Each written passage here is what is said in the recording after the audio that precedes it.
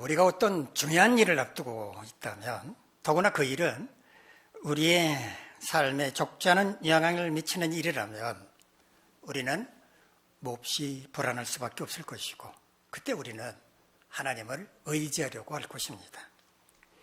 특히 자신의 힘만으로는 그 일을 해결할 수 없고, 또 주변에 딱히 도움을 받을 만한 사람도 없을 때 우리는 간절한 마음으로 하나님을 의지하려고 할 것입니다. 그다지 믿음이 없는 사람이라고 하더라도 이럴 때는 진지한 마음으로 기도하려고 할 것입니다.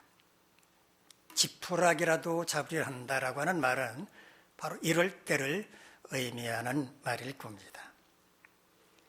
지성이면 감천이라는 말이 있습니다. 지극한 정성을 기울일 때 하늘도 감동한다. 즉 무슨 일이든 최선을 다하면 그때 하늘도 도움을 준다라는 의미입니다. 고난을 앞두고 우리가 간절한 마음으로 기도할 때 하나님께서 감동하시고 그 고난을 이겨낼 수 있는 힘과 능력도 주시고 피할 길도 허락하신다는 의미도 됩니다. 하지만 우리의 기도는 그때뿐인 경우가 많습니다. 어려운 때를 무사히 넘기고 나면 언제 그랬냐는 듯 기도하는 무관한 삶으로 되돌아가는 경우가 많이 있습니다. 어쩌면 많은 그리스도인들에게 기도란 자기 힘으로 극복하기 어려운 고난을 만났을 때 하나님께 통사정함으로써 그 위기의 순간을 무사히 넘기는 통과 의례 정도인지도 모르겠습니다. 여기 군사를 이끌고 전쟁터로 나가야 할 왕이 있습니다. 왕은 다른 나라와의 전쟁을 피할 수가 없습니다. 만일 전쟁이 연습이라면 패하더라도 기회가 또 있겠지만 전쟁은 연습이 아니기 때문에 패하면 그걸로 끝장입니다. 이렇다 보니 왕은 긴장할 수밖에 없을 것입니다. 그래서 왕은 군사를 이끌고 전쟁터로 나가기 전에 먼저 성전에 들러서 하나님께 제사부터 드립니다. 전쟁터에서 승리하고 무사히 돌아올 수 있도록 하나님께 도움을 구하기 위해서입니다. 만일 이번 전쟁에서 패한다면 다시 돌아올 수도 없고 이것이 하나님께 드리는 마지막 제사가 될 수도 있었으므로 왕의 마음은 얼마나 착잡했겠습니까? 또 제사를 드리는 왕의 마음 얼마나 간절하겠습니까? 제사를 드리는 그 자리에는 왕과 함께 전쟁터로 나가는 군사들뿐만 아니라 그들을 내보내야 하는 백성들도 함께하고 있습니다. 전쟁에서 승리하느냐 혹은 패배하느냐에 따라서 나라의 운명도 달라질 수밖에 없을 뿐만 아니라 백성들의 운명도 달라질 것이므로 모두가 숙연해졌을 것입니다. 우리의 인생을 전쟁에 비유하는 사람들이 많은데 태어나서 성인이 될 때까지는 훈련의 과정이라고 할 수 있습니다. 이 훈련이 끝나면 이 전쟁터나 다름없는 삶의 현장에 투입되어 치열한 전투를 벌이며 살아가야 합니다. 그리고 노년이 되면 전쟁터로부터 퇴역한 다음에 산전수전 다 겪은 베테랑으로서 후배들에게 훈수나 둡니다. 신앙생활도 전쟁에 비유할 수 있습니다. 천국문에 이를 때까지 우리가 걸어가야 할 순리의 길은 마치 전쟁터와도 같이 치열합니다. 곳곳에 사탄이 묻어놓은 지뢰밭도 있습니다. 세상 향락으로 통하는 샛길도 여러 군데 있습니다. 끝까지 천국문으로 향하는 바른 길을 걸어가려면 수많은 영적 전투를 벌이지 않으면 안 됩니다. 그런 전투에서 치명상을 입고 나고한 사람도 있습니다. 전쟁에는 오직 1등만 존재할 뿐 2등은 곧 패배자에 불과하기 때문입니다. 오늘 저와 여러분이 함께 연구할 본문의 말씀은 왕이 다른 나라와의 전쟁터로 나가기 전에 성전에 들러서 하나님께 제사를 드리는 내용입니다. 구약시대 왕들은 전쟁터로 나가기 전에 먼저 하나님께 제사부터 드리는 것이 관례였습니다. 이것은 어떤 의미가 있었는가? 전쟁은 하나님께 속한 것이라고 하는 믿음의 고백과도 같은 것이었습니다. 역대하 20장 15절을 보면 이 전쟁은 너희에게 속한 것이 아니요 하나님께 속한 것이다 라고 하는 말씀이 나옵니다. 전쟁은 우리에게 속한 게 아니라 하나님께 속한 것이라고 하는 말씀의 의미가 뭐라고 생각을 하십니까? 전쟁은 우리의 일이 아니라 하나님의 일이다. 적군이 우리를 상대로 싸우려고 하는 게 아니라 하나님을 상대로 싸우려는 것이다. 그러므로 하나님께서 친히 적군을 상대하실 것이다 라는 의미입니다. 그래서 구약 성경에 등장하는 수많은 전쟁을 보면 하나님이 직접 개입하시는 경우가 대부분입니다. 하나님께서 직접 싸우시는 전쟁이기 때문에 거룩할 성자를 써서 성전, 홀리 워라고 부릅니다. 이런 성전을 준비하는 첫 번째 단계는 당연히 하나님께 제사를 드리는 것이어야 했습니다. 우리 함께 본문의 말씀께 안으로 들어가서 전쟁을 앞둔 왕의 마음, 또 왕과 군사들을 전쟁터로 내보내는 백성들의 마음을 헤아려보고 마치 전쟁과 같은 인생을 살아야 하고 또 그와 같은 순리길을 걸어가야 할 우리에게 하나님이 주시는 교훈은 뭔지 발견하는 시간이 되기를 바랍니다. 우리 시편 20편 1절에서 3절까지 말씀 함께 읽겠습니다. 시작. 환난 날에 여호와께서 내게 응답하시고 야곱의 하나님의 이름이 너를 높이 드시며 성소에서 너를 도와주시고 시온에서 너를 붙드시며 네 모든 소재를 기억하시며 네 번제를 받아주시기를 원하노라. 셀라. 이 말씀은 백성들이 왕을 위해 기도하는 내용입니다. 환난 날에 여호와께서 내게 응답하시고, 왕이 전쟁터에서 위기의 순간을 만났을 때 하나님께서 그의 부르짖음에 응답해 주시기를 기도한다는 말입니다. 야곱의 하나님의 이름이 너를 높이 드시며, 왜 하필이면 야곱의 하나님일까요? 저는 쌍둥이 형 에서를 대신해서 몰래 아버지 이삭으로부터 장자의 축복 기도를 받은 야곱, 살기 등등해진 에서를 피해서 밧다라람에 살고 있던 외삼촌 라반에게로 피신해서 20년 동안 살게 됐죠. 20년 동안 지내다가 그동안 모은 재산을 가지고 가나안 땅으로 다시 돌아올 때, 그때까지도 형 에서가 두려워서 선뜻 야복강을 건너지 못한 채 밤새도록 기도했던 야곱의 모습이 떠올랐습니다. 야곱은 야복 라르터에서 밤을 새워 천사와 씨름하며 기도하고 난 다음에서야 비로소 두려움을 극복할 수 있었습니다. 그때 야곱에게 두려움을 극복할 수 있게 해주신 하나님께서 전쟁터로 나가는 왕을 높이 들어주시기를 기도했다는 말입니다. 그러면 높이 든다는 것은 무슨 의미일까요? 히브리어 샤가브라고 하는 말을 번역을 한 건데요, 너무 높아서 접근하기가 어렵다라는 뜻입니다. 시편 18편 33절에서 다윗은 이렇게 고백을 합니다. 나의 발을 암사슴 발 같게 하시며 나를 나의 높은 곳에 세우시며. 높은 곳에 세운다라고 하는 의미는 적들의 공격으로부터 안전한 곳으로 나를 인도한다라는 그런 의미입니다. 그러므로 야곱의 하나님의 이름이 너를 높이 드시며 라고 하는 말은 하나님께서 왕을 안전하게 지켜주실 것을 기도한다는 의미입니다. 성소에서 너를 도와주시고 시온에서 너를 붙드시며. 당시 사람들은 하나님께서 지성소에 임재하고 계신다고 믿었습니다. 또 하나님은 시온에 계신다라고 말하기도 했습니다. 비록 하나님은 성소에 계시고 시온에 계시지만 지금 전쟁터로 나가는 왕과 함께 하셔서 그를 지키시고 그를 도와주시기를 기도한다라는 겁니다. 네 모든 소재를 기억하시며 네 번제를 받아주시기를 원하노라. 소제와 번제는 왕이 제사를 드리는 것을 가리킵니다.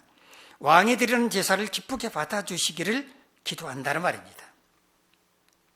우리 시편 20편 4절로 5절까지 말씀 함께 읽겠습니다. 시작. 내 마음의 소원대로 허락하시고 네 모든 계획을 이루어 주시기를 원하노라. 우리가 너의 승리로 말미암아 태가를 부르며 우리 하나님의 이름으로 우리의 깃발을 세우리니 여호와께서 내 모든 기도를 이루어 주시기를 원하노라. 이 말씀도 백성들이 왕을 위해 기도하는 내용입니다. 왕이 마음속에 품고 있는 소원을 이루어 주시고 또 그가 계획한 모든 것을 이룰 수 있게 해달라고 기도하고 있습니다. 왕의 소원, 왕의 계획 뭘까요?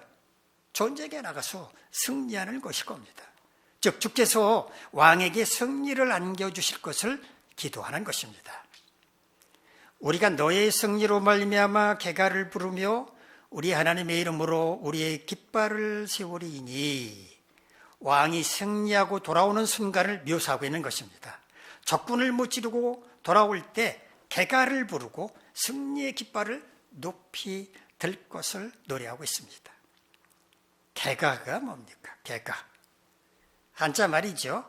전쟁에서 적군을 무찌르고 돌아오는 것을 개선이라고 말하죠. 개선. 계가란 개선하는 군사들이 부르는 노래, 개선하는 군사들을 기쁨으로 환영하며 부르는 노래, 이것이 바로 계가입니다. 계가라고 번역한 히브리 원어는 라난이라고 하는 말인데요, 고함을 치다, 기쁨으로 소리친다 라는 뜻입니다.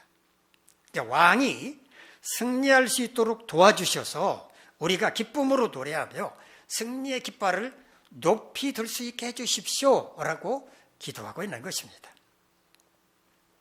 우리 시편 20편 6절부터 8절까지 말씀 함께 읽겠습니다. 시작. 여호와께서 자기에게 기름 부음 받은 자를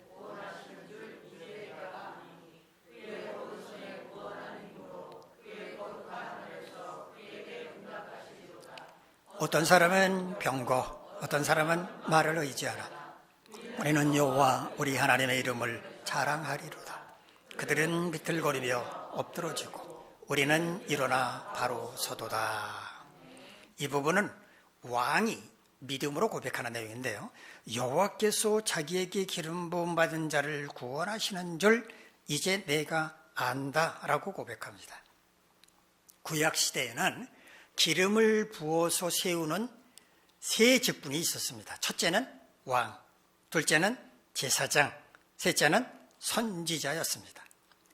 이들 머리에 기름을 붓는 이유가 뭐였을까요? 하나님께서 친히 그들을 세우셨다라고 하는 의미, 또 하나는 하나님께서 그들 위에 감당할 수 있는 지혜와 능력, 하나님의 영을 부어주신다라고 하는 의미가 있었습니다. 지금 전쟁터로 나가려는 왕도 머리에 기름을 부어 세움을 받았기 때문에 하나님께서 그와 함께 하십니다. 그런 왕이 어려움을 당할 때 하나님은 그를 구원해 주신다라고 하는 것을 믿는다. 하나님은 나와 함께 하셔서 나를 구원해 주실 것을 믿는다라고 왕이 고백을 한 것입니다. 그의 오른손에 구원하는 힘으로 그의 거룩한 하늘에서 그에게 응답하실 것이다 라고 고백을 하고 있는데요, 하나님의 오른손은 능력을 상징하고 승리를 상징을 합니다. 하나님의 오른손으로 붙으시면 승리할 수 있습니다. 하나님께서 자신에게 승리를 주실 것을 확신한다고 고백한 것입니다. 어떤 사람은 병거, 어떤 사람은 말을 의지하나 우리는 여호와 우리 하나님의 이름을 자랑할 거다라고 고백을 합니다. 많은 말과 병거, 전차를 갖고 있다면 얼마나 든든하겠습니까? 그것이 곧 승리를 가져다 줄 것이라고 생각을 할 겁니다. 그러나 왕은, 지금 전쟁터로 나가는 왕은 오직 하나님의 이름을 자랑할 것이라고 고백을 합니다. 말과 병거는 적군보다 적을 수 있지만 하나님께서 함께 하신다면 승리는 우리의 것이다 라는 확신을 갖고 있다는 말입니다. 자랑한다라고 오래발로 번역한 히브리어는요, 조금 의미가 다른데 자카르라고 하는 말은 기억하다, 찬양한다라는 뜻입니다. 하나님의 이름은 곧 하나님의 성품, 하나님의 인격, 하나님의 능력을 가리킵니다. 하나님의 능력을 기억하고 찬양한다라고 하는 것은 곧 하나님을 믿고 의지한다는 뜻입니다. 병거나 말을 의지하면 비틀거리며 엎어질 것이지만, 즉 패배하고 말 것이지만, 오직 하나님을 믿고 의지하면 일어나 바로 설 것이라고 고백하고 있습니다. 전쟁터에서 어떠한 환난을 만난다고 할지라도 하나님께서 자신을 구원해 주실 것을 믿는다, 하나님이 주실 승리를 확실한다 라는 말입니다. 우리 본문 마지막 시편 20편 9절 말씀 함께 읽겠습니다. 시작. 여호와여 왕을 구원하소서. 우리가 부를 때 우리에게 응답하소서. 이 말씀은 백성들이 마지막으로 왕을 위해 간구하는 것입니다. 우리가 부르짖는 기도를 들으시고 전쟁터에 나가는 왕을 구원하셔서 승리하고 돌아올 수 있게 해주십시오 라고 기도하는 겁니다. 오늘 본문의 말씀을 통해 하나님은 이 시대를 사는 우리에게 어떤 교훈을 주시려는 것일까요? 전쟁은 하나님께 속했다는 것을 깨닫고 하나님과 함께 전쟁에 대한 준비를 철저히 함으로써 매일매일 승리하며 살아가라는 것입니다. 그렇다면 우리가 매일 살아가는 삶의 현장에서, 그리고 신앙을 지키며 살아가야 하는 과정에서 승리의 깃발을 높이 들려면 어떻게 해야 할 것인지 오늘 본문 가운데서 하나님이 주시는 교훈을 찾아보도록 하겠습니다. 첫 번째는 전쟁 상황을 하나님께 아뢰어야 합니다. 아마 누구나 한 가지 보험쯤은 가입하고 있을 것이라고 생각을 하는데요. 보험의 종류도 많죠. 자동차 보험, 화재 보험, 생명보험, 실비보험 등등 보험 참 종류도 많습니다. 그런데 이런 보험 혜택을 받으려면 어떤 절차가 필요합니까? 가장 먼저 할 일은 보험금을 받아야 할 사건이 발생했다고 하는 것을 보험회사에 신고하는 것입니다. 자동차 보험의 경우에는 교통사고를 접수해야 하고, 실비보험의 경우에는 어떤 질병으로 어떻게 치료를 받았는지 사실 확인서 등 서류를 갖추어 접수해야 합니다. 그래야 보험회사는 이게 보험금을 지급하는 것이 맞는지 심사를 하게 되고, 규정에 맞는다면 당연히 보험금을 지급하게 되어 있습니다. 우리 삶에서 전쟁과 같은 일이 발생했다고 가정을 한번 해봅시다. 가장 먼저 해야 할 일은 하나님께 그 사실을 알려드리는 것입니다. 그러면 하나님께는 어떻게 알려드려야 할까요? 대충? 아니고 상세하게 알려드려야 합니다. 신문기사를 작성할 때 원칙이 있다는 거 여러분 알고 계실 겁니다. 그 원칙을 가리켜서 뭐라고 하는지 아십니까? 육하 원칙이라고 합니다. 육하 원칙의 이 하자는, 한자말 하자는 사람 인자와 오를 가자가 결합한 형태인데, 이거는 상형 문자인데요, 어깨에 보따리를 맨 사람을 형상화한 것이라고 말합니다. 어떤 사람이 보따리를 메고서 어딘가로 가고 있는 모습을 봤다고 가정을 한번 해봅시다. 여러분은 어떤 생각이 들 것 같습니까? 저 사람은 도대체 누구이고 뭐하는 사람일까? 왜 보따리를 메고 가는 걸까? 어디로 가는 걸까? 궁금한 생각이 꼬리를 물지 않겠습니까? 그래서 이 하자는 어찌, 어느, 어떤, 언제, 무엇, 왜 등 궁금한 것을 나타내는 글자가 바로 이 하자입니다. 사람들에게 새로운 소식을 알려주는 신문 기사에는 6가지의 궁금증을 풀어주는 내용이 담겨 있어야 한다라고 하는 게 바로 육하 원칙입니다.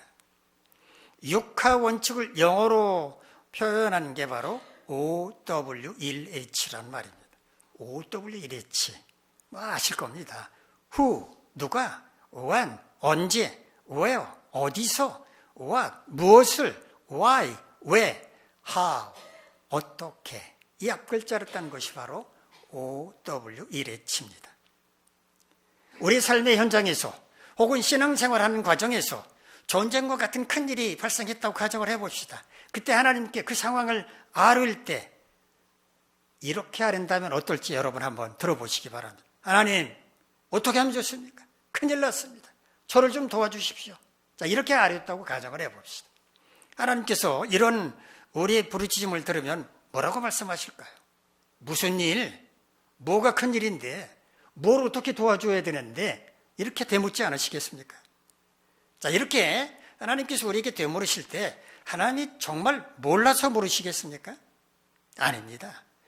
우리가 아뢰지 않더라도 하나님은 우리 삶의 현장에 무슨 일이 일어나는지, 신앙생활 순리의 길에 어떤 일을 겪고 있는지 다 알고 계십니다. 알지만 우리의 입으로 직접 보고받기를 원하시는 겁니다. 그런데 하나님께 아뢰는다는 말이 밑도 끝도 없이 큰일 났습니다. 도와주세요. 이렇게 부르짖으면 어떡하란 말입니까?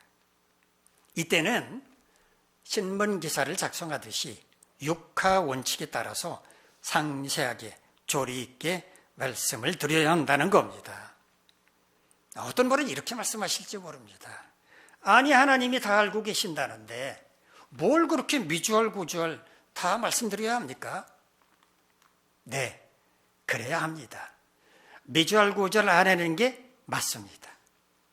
어쩌면 사내다움을 강조하는 경상도 남자분들은 하나님, 제 사정 잘 알지 않습니까? 그냥 화끈하게 도와주십시오. 이렇게 짧고 굵게 아뢰고 싶으시겠지만 그렇게 아뢰면 하나님은 이렇게 받아들이십니다. 네가 아직 급하지 않구나. 우리 속담에 어떤 사람이 우물을 판다고 말합니까? 급한 사람이, 목마른 사람이 우물을 판다고 말합니다. 정말 하나님의 도움을 간절히 바라는 사람이라면 대충 올보면서 도와주십시오. 급합니다. 이렇게 아뢰지 않습니다. 이러이러하고 저러저러해서 지금 제게 고통이 너무 심합니다.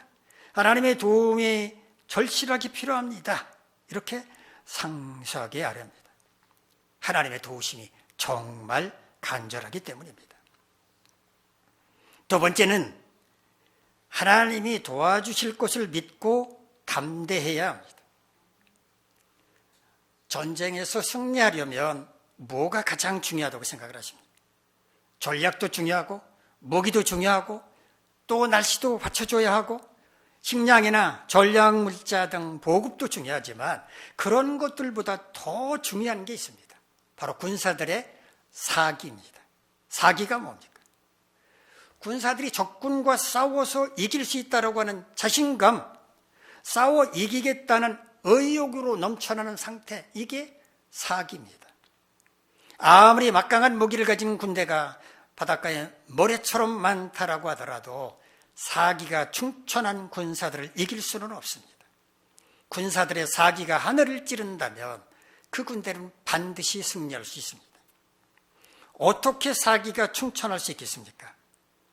전능하신 하나님께서 지금 우리와 함께하고 계심을 확신할 때 하나님은 택한 백성을 절대로 버리지 않으시며 안전하게 지켜보호해 주신다는 것을 확신할 때 군사들의 사기는 하늘을 찌르게 될 것입니다.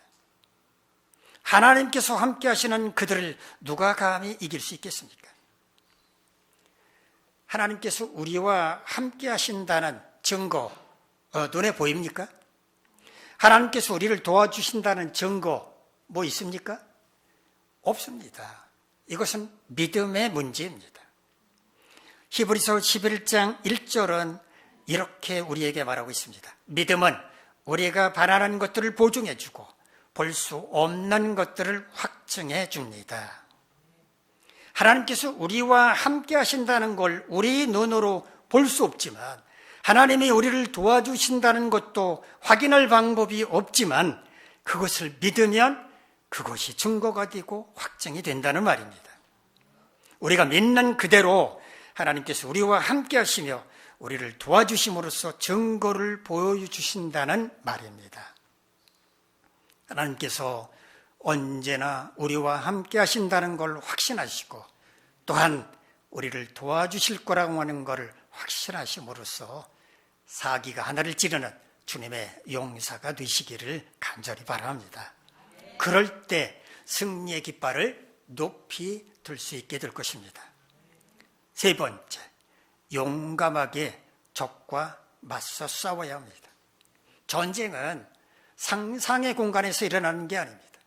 물론 요즘 군대에서는 워게임이라고 해가지고 컴퓨터 상으로 가상으로 전쟁을 벌이기도 합니다만 실제 전쟁은 우리의 삶의 현장에서 일어나는 겁니다. 또한 기도만으로 전쟁이 끝나는 게 아닙니다. 우리가 직접 현실과 부딪혀서 싸워 이겨야 하는 겁니다. 겁을 먹고 뺑소니를 빼지 말고 용기 있게 맞서야 하는 겁니다. 하나님께서 나와 함께 하시는데 두려울 게 뭐가 있겠습니까? 우리가 용감하게 적과 맞서 싸울 때 하나님께서 역사하시고 놀라운 일도 일어나는 겁니다. 믿음과 행함은 별개가 아닙니다. 하나님께서 함께 하심을 믿고 사기가 충천하다면 당연히 적과 용감하게 맞서 싸워야 합니다. 정치인 아무개가, 또 연예인 아무개가, 스포츠스타 아무개가, 안수 집사요, 장로요, 권사라는 말을 종종 들을 때가 있습니다. 그런데 그런 그들의 말이나 행동이 그들의 직분에 합당하지 않을 때 우리의 가슴은 답답해집니다. 아니, 그들이 원망스럽기까지 합니다. 자기가 필요할 때는 강단에 서서 간증도 하고 자신은 이런 직분을 가졌다며 은근히 자랑을 하다가 막상 행동을 보여줘야 할 때는 비겁하게 뒤로 숨거나 합당하지 않은 모습을 보여주는 걸 보면 화가 치밀어 오르기도 합니다. 그럴 바엔 차라리 조용히 있기나 하지 뭐하러 직분을 자랑해놓고 적절치 못한 언행으로 교회를 욕되게 할 뿐만 아니라 그리스도인들을 부끄럽게 만드는지 모르겠습니다. 우리의 믿음은 행함으로 나타나야 합니다. 하나님을 전적으로 믿고 담대할 수 있다면 적과의 싸움에서 용감함을 보여줄 수 있어야 합니다. 네 번째, 전쟁의 결과가 어떠하든지 하나님의 뜻으로 받아들여야 합니다. 하나님은 우리에게 승리를 안겨주시기를 원하십니다. 하지만 그렇다고 해서 매사 승리할 수는 없습니다. 때로는 패할 수도 있습니다. 그러나 패배는 단순히 패배가 아닙니다. 승리를 위한 발판이 됩니다. 실패는 성공의 어머니라는 말도 있지 않습니까? 하나님은 우리의 승리가 더 알찬 것이 될 수 있도록, 우리의 기초가 더 든든해질 수 있도록 패배의 아픔을 허락하실 때도 있습니다. 다시 말해서 패배도 하나님의 뜻이라는 말입니다. 그러므로 우리는 전쟁의 승패에 너무 연연하지 말아야 합니다. 승리를 거두었다고 교만해지지 않도록 조심해야 하고 패배했다고 절망하지 않도록 조심해야 하는 겁니다. 설령 원치 않은 패배를 맛보게 되었다고 하더라도 우리가 알지 못하는 하나님의 깊은 뜻이 있다고 받아들이고 앞으로 더 큰 승리를 거두기 위한 준비 과정이라고 생각할 수 있는 여유를 가질 필요가 있습니다. 우리의 인생길은 마치 전쟁터와도 같습니다. 우리의 신앙생활도 마찬가지입니다. 천국문에 이르는 동안 순례길을 걸어갈 때 마귀는 갖은 수단과 방법을 동원하여 우리를 공격하기 때문에 우리는 매일매일 치열한 영적 전투를 치러야만 합니다. 전쟁은 연습이나 훈련이 아니라 실전입니다. 연습이나 훈련 때는 패배해도 됩니다. 아니, 패배할 때 더 큰 교훈을 얻을 수 있습니다. 그러나 실전 상황에서는 패하면 그걸로 끝입니다. 인생은 3세판이라고 말하는 분들이 있습니다. 가위바위보를 할 때도 3번을 하고 스포츠 경기에서 3번 먼저 승리한 사람에게 승리의 월계관을 씌워주는 게 관례입니다.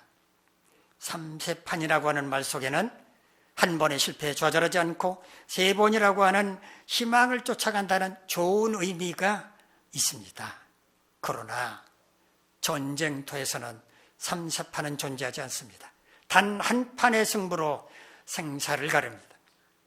그런데 전쟁은 하나님께 속한 것입니다. 하나님이 주관하시는 하나님의 영역이라는 의미이고 승리는 하나님의 손에 달려있다는 말입니다. 그렇다면 우리는 전쟁터와 같은 인생길에서 또한 전쟁터와 같은 신앙의 길, 순례의 길에서 어떻게 승리의 깃발을 높이 들 수 있겠습니까? 첫째, 전쟁 상황을 하나님께 아뢰어야 합니다. 어떻게 아뢰어야 할까요?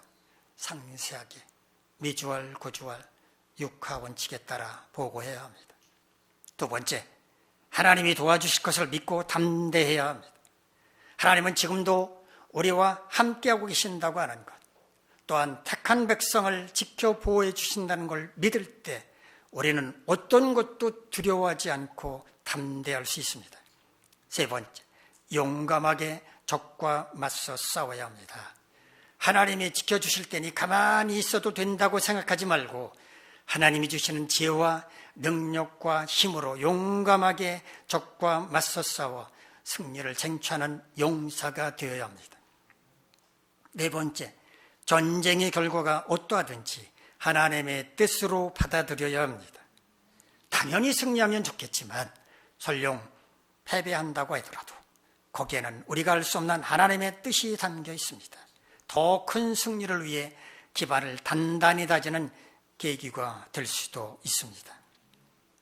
여러분 모두 이와 같이 행하심으로써 전쟁터와 같은 인생길에서 또 그와 같은 순례의 길에서 승리의 깃발을 높이 들 수 있기를 간절히 바랍니다. 기도하겠습니다. 자비로우신 하나님, 우리의 삶은 전쟁터와도 같고 우리의 걸어가는 순례의 길 마치 전쟁터와도 같습니다. 하지만 전쟁은 하나님께 속했습니다.